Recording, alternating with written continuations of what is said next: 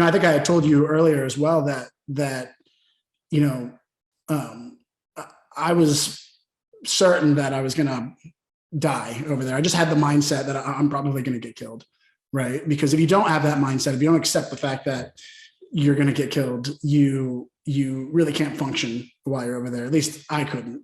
So I just kind of accepted the fact that I was going to die. But I did pray to God, while I was over there, and I said, God, if you get me out of this, I promise that I will dedicate myself to a life of academics and service and just living my life to the best of my ability and never slacking off, right?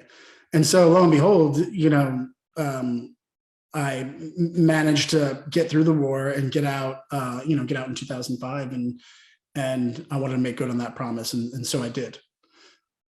Do you remember when you had that discussion with God?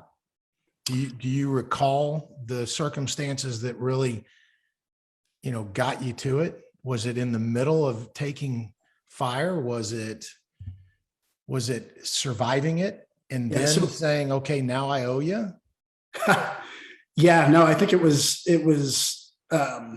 just cumulative of all of the numerous ops and missions that we went on, on a daily basis and on a nightly basis, and just kind of going out each time and coming back.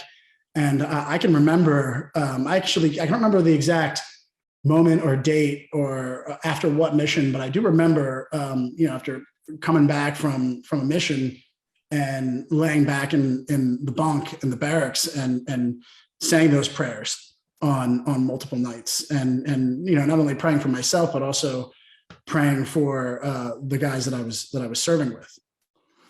So I would say that maybe there was no specific moment, but it was the culmination of a lot of different moments.